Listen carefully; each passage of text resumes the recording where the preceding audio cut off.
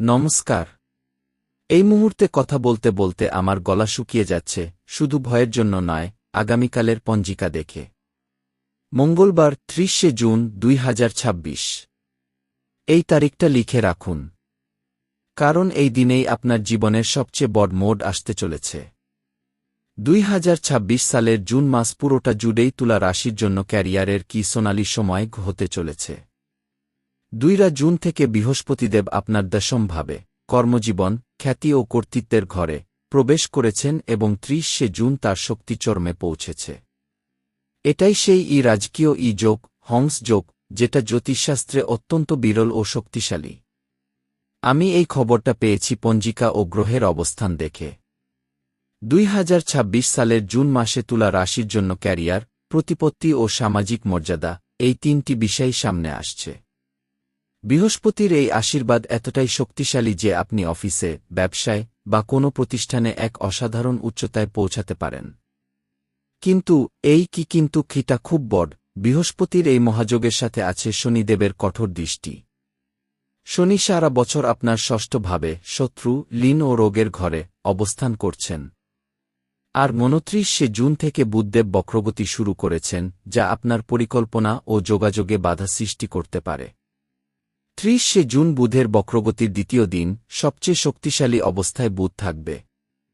আমি আগামীকালের পঞ্জিকা দেখে থমকে গেছি। ২০২৬ সালের জুন মাসে তুলা রাশির জন্য যে সবচেয়ে বড় চ্যালেঞ্জ আসবে, তা হল আপনার নিজের অহংকার ও অধৈর্য। বৃহস্পতির অপার সাফল্য আপনার মাথায় চড়িয়ে দিতে পারে। আপনি ভাববেন, আমি পারি, আমি রাজা, আমি সব করতে পারি, কিন্তু শনিদেব আপনাকে স্মরণ করিয়ে দেবেন যে বিজয়ের পথে লড়াইও আছে।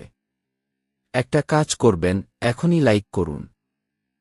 বৃহস্পতিদেব, শনিদেব। এই মুহূর্তে আমি আপনার সাথে এতটা জরুরি কথা বলছি, আর আপনি যদি বৃহস্পতিদেবের প্রতি একটু শ্রদ্ধা রাখেন, তাহলে এখনই একটা লাইক করুন।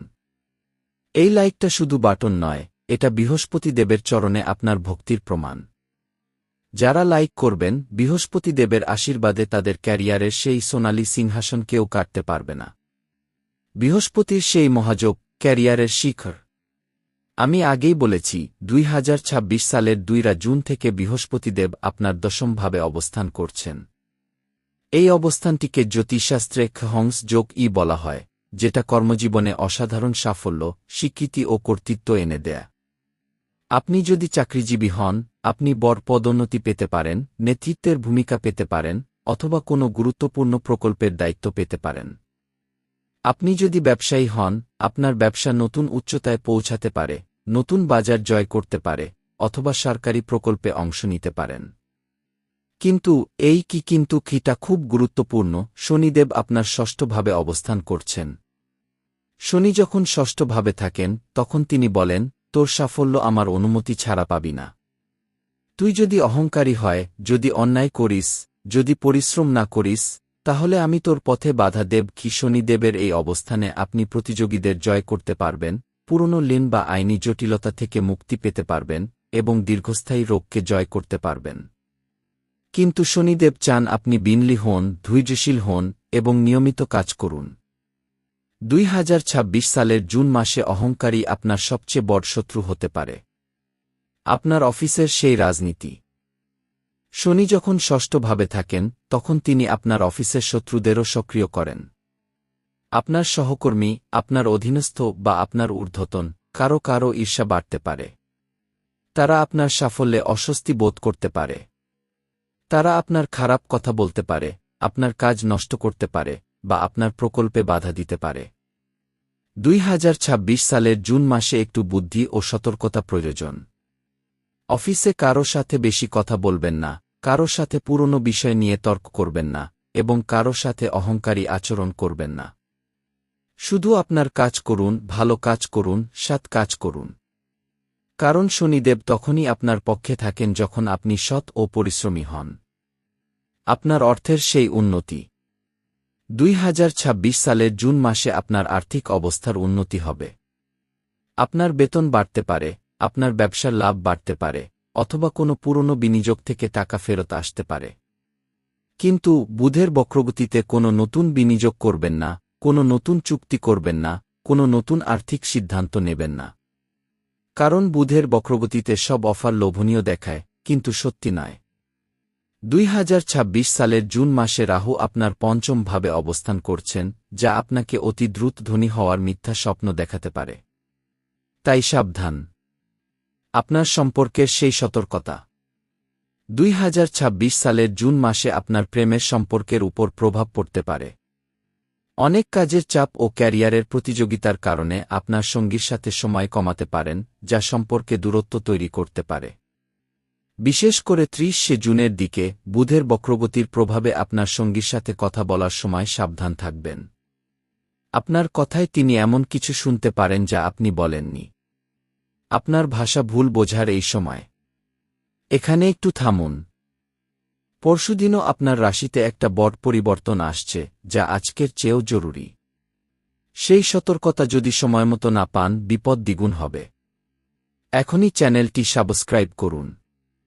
মা দুর্গার কৃপায় আপনার সেই অফিসের শত্রু নিজেই ধরা পড়বে, আপনাকে কিছু করতে হবে না। এখন আমার কথা শেষ হয়নি।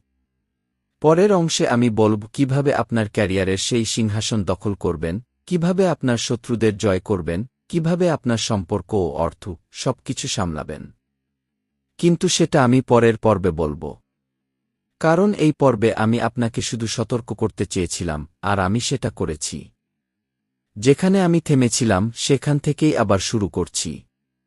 কারণ আমি জানি আপনি এখনও আমার সাথে আছেন। আপনি এখনও শুনছেন। আপনি এখনও জানতে চান কিভাবে আপনার ক্যারিয়ারের সেই সিংহাসন দখল করবেন, কিভাবে আপনার শত্রুদের জয় করবেন, কিভাবে আপনার সম্পর্ক ও অর্থ সবকিছু সামলাবেন। আগের পর্বে আমি আপনাকে বলেছিলাম আগামীকাল বৃহস্পতিদেব আপনার দশমভাবে কর্মজীবন, খ্যাতি ও কর্তৃত্বের ঘরে অবস্থান করছেন। বলেছিলাম শনিদেব আপনার ষষ্ঠভাবে আছেন, যিনি আপনার সাফল্যের পথে বাধা দিতে পারেন। বলেছিলাম বুধের বক্রগতি আপনার পরিকল্পনা ও যোগাযোগে সমস্যা তৈরি করবে। কিন্তু আমি এখনও বলিনি কিভাবে আপনি এই সব কিছুকে জয় করবেন। বলিনি সেই গোপন প্রতিকারের কথা যা তুলা রাশির জন্য বিশেষভাবে তৈরি। বলিনি সেই কাজের কথা যা করলে বৃহস্পতি ও শনিদেব উভয়ে আপনার পক্ষে থাকবেন। আমি জানি আপনি অধীর আগ্রহে অপেক্ষা করছেন। তুলা রাশির মানুষ সবসময় ভারসাম্য খোঁজে, কিন্তু আগামীকাল আপনাকে সেই ভারসাম্য নিজের হাতে তৈরি করতে হবে।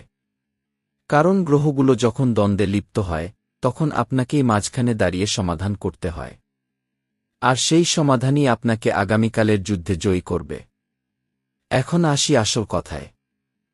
আগামীকালের মূল সমস্যা হচ্ছে আপনার অহংকার ও অধৈর্য। তুলা রাশির মানুষ সবসময় শান্তিপ্রিয়, এটা আপনার শক্তি। কিন্তু যখন সাফল্য আসে তখন সেই শান্তি অহংকারে পরিণত হতে পারে। আর শনিদেব অহংকারীকে কখনো ক্ষমা করেন না। 2026 সালের জুন মাসে আপনার সবচেয়ে বড় চ্যালেঞ্জ হবে নিজের অহংকারকে নিয়ন্ত্রণ করা।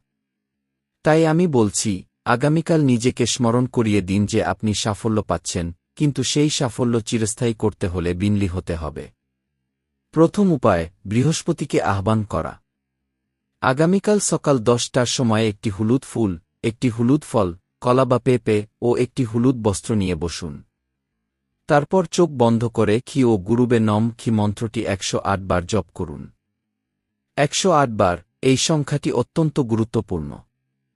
কারণ 108 হল আধ্যাত্মিকতার সংখ্যা, এটি আপনার বৃহস্পতির সাথে সংযোগ স্থাপন করবে। আর সেই সংযোগ আপনাকে আগামীকালের পরবর্তী সময়ের জন্য ক্যারিয়ারের সাফল্য এনে দেবে। কিন্তু শুধু মন্ত্র পড়লেই হবে না, আপনাকে বিশ্বাস করতে হবে। আপনাকে মনে করতে হবে যে বৃহস্পতিদেব আপনার সামনে দাঁড়িয়ে আছেন। আর সেই বিশ্বাসই আপনার মন্ত্রকে শক্তিশালী করবে। দ্বিতীয় উপায়, শনিদেবকে সন্তুষ্ট করা। শনিদেব আপনার ষষ্ঠভাবে অবস্থান করছেন। তাকে সন্তুষ্ট করতে হলে আপনাকে কিছু বিশেষ কাজ করতে হবে। আগামীকাল সন্ধ্যা 6টায় একটি কালো তিল, একটি কালো কাপড় ও কিছু কালো ছোলা নিয়ে কোনো বটগাছ বা পিপল গাছের নিচে রাখুন। তারপর চোখ বন্ধ করে খি ও শনিদেবায় নম খি মন্ত্রটি 11 বার জপ করুন। তারপর গাছটিকে প্রণাম করুন। এই কাজটি করলে শনিদেব সন্তুষ্ট হবেন। আর সন্তুষ্ট শনিদেব আপনার শত্রুদের দমন করবেন, আপনার ঋণমুক্তি ঘটাবেন এবং আপনার রোগ নিরাময় করবেন। 2026 সালের জুন মাসে এই প্রতিকারটি অত্যন্ত কার্যকরী হবে। তৃতীয় উপায়, বুধের বক্রগতি সামলানো। বুধের বক্রগতি 29শে জুন থেকে শুরু হয়ে 23শে জুলাই পর্যন্ত চলবে। এই সময়ে আপনার সমস্ত যোগাযোগ, email, message, phone call, meeting সবকিছুতে সমস্যা হবে। মানুষ আপনার কথা ভুল বুঝবে। আপনি মানুষের কথা ভুল বুঝবেন।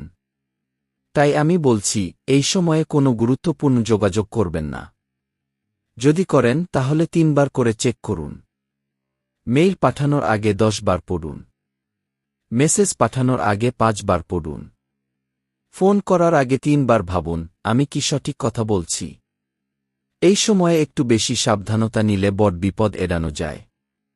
এত কিছু শুনলেন, এখন যদি চুপ থাকেন তাহলে এই শক্তি আপনার কাছে পৌঁছাবে না।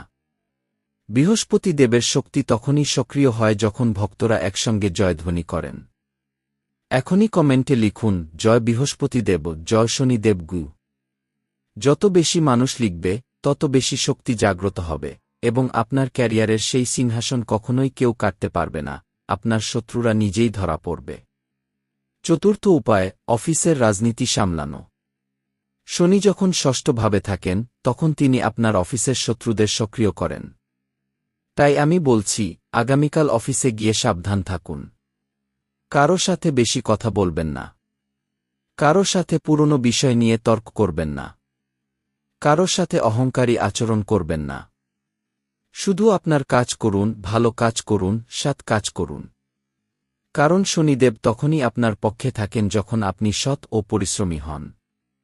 পঞ্চম উপায়, সম্পর্কের যত্ন। আমি আগেই বলেছি, আগামীকাল আপনার কাজের চাপ ও ক্যারিয়ারের প্রতিযোগিতার কারণে আপনার সঙ্গীর সাথে সময় কমাতে পারেন। তাই আমি বলছি, আগামীকাল আপনার সঙ্গীর সাথে কিছু সময় কাটান। তাদের সাথে কথা বলুন, তাদের সাথে খাবার খান, তাদের সাথে হাসুন। কারণ সম্পর্কের যত্ন না নিলে সাফল্যও অর্থহীন হয়ে যায়। ষষ্ঠ উপায়, অর্থের সঠিক ব্যবহার। আমি আগেই বলেছি, 2026 সালের জুন মাসে আপনার আর্থিক অবস্থার উন্নতি হবে। কিন্তু বুধের বক্রগতিতে কোনো নতুন বিনিয়োগ করবেন না, কোনো নতুন চুক্তি করবেন না। 2026 সালের জুন মাসে রাহু আপনার পঞ্চম ভাবে অবস্থান করছেন, যা আপনাকে অতি দ্রুত ধনী হওয়ার মিথ্যা স্বপ্ন দেখাতে পারে। তাই সাবধান। শুধু আপনার বর্তমান আর্থিক অবস্থা নিয়ে সন্তুষ্ট থাকুন। কারণ সন্তুষ্টি আসল সম্পদ। সপ্তম উপায়, মানসিক শান্তির জন্য মন্ত্র। আমি আপনাকে একটি বিশেষ মন্ত্র দিতে যাচ্ছি। এই মন্ত্রটি শুধু আগামীকালের জন্য নয়, এটি আপনার পুরো জীবনের জন্য। এটি তুলা রাশির জন্য বিশেষভাবে তৈরি। মন্ত্রটি হল, ও গুরুবে নমক ও শনিদেবায় নমক ও তুলা রাশে নমগে। এই মন্ত্রটি আগামীকাল সকাল 6টায় একবার বলবেন, দুপুর 12টায় আরেকবার বলবেন, সন্ধ্যা 6টায় আরেকবার বলবেন, আর রাত 10টায় শেষবার বলবেন। প্রতিবার 108 বার জপ করবেন। এই 108 বার জপ করলে এই 3টি শক্তি, বৃহস্পতি, শনি আর তুলা রাশি, আপনার প্রতি সন্তুষ্ট হবে। আর তখন তাদের প্রভাব আপনার জীবনে সম্পূর্ণ ইতিবাচক হবে। এবার সবশেষে আমি আপনাকে একটি বিশেষ রক্ষামন্ত্র দিচ্ছি। এই মন্ত্র আগামীকালের জন্য তুলা রাশির সুরক্ষা কবচ। মন্ত্রটি হল, ও গুরুবে নমক ও শনিদেবায় নমক ও গণপতয়ে নমগে। এই মন্ত্র আজ 21 বার জপ করুন। 21 বার, এই সংখ্যাটি অত্যন্ত শক্তিশালী। কিন্তু এই মন্ত্রের শক্তি তখনই পূর্ণ হবে যখন কমেন্টে লিখবেন, জয় বৃহস্পতি দেব, জয় শনি দেব, জয় গণেশ। এখনই কমেন্টে লিখুন, ও গুরুবে নম কি, জয় শনি দেব কি, জয় গণেশ কি। এই ভিডিও আপনার প্রিয়জনদের সাথে শেয়ার করুন। তাদেরও এই সতর্কতা দরকার। কারণ তারা হয়তো তুলা রাশির নাও হতে পারেন, কিন্তু তারা আপনার কাছের মানুষ। আমার শেষ কথা, আমি জানি আজকের এই 2 পর্বের স্ক্রিপ্ট অনেক বড় ছিল। কিন্তু আমি যা বলেছি সব সত্যি। আমি পঞ্জিকা পড়েছি, গ্রহের অবস্থান দেখেছি এবং প্রাচীন জ্যোতিষশাস্ত্রের সাথে মিলিয়েছি। আগামীকালের দিনটা আপনার জন্য কঠিন হবে, কিন্তু অসম্ভব নয়। আপনি যদি আমার বলা কাজগুলো করেন, তাহলে এই দিনটি আপনার জন্য কঠিন হবে না, বরং একটি শিক্ষার দিন হবে। আপনি শিখবেন কিভাবে সুযোগের সঠিক ব্যবহার করতে হয়। আপনি শিখবেন কিভাবে অহংকারকে জয় করতে হয়। আমি আশা করি আগামীকাল আপনার দিন ভালো যাবে। আমি আশা করি আপনি আমার কথা মনে রাখবেন। আমি আশা করি আপনি নিরাপদ থাকবেন। শুভরাত্রি। জয় বৃহস্পতিদেব। জয় শনিদেব। জয় গণেশ। জয় তুলা রাশি।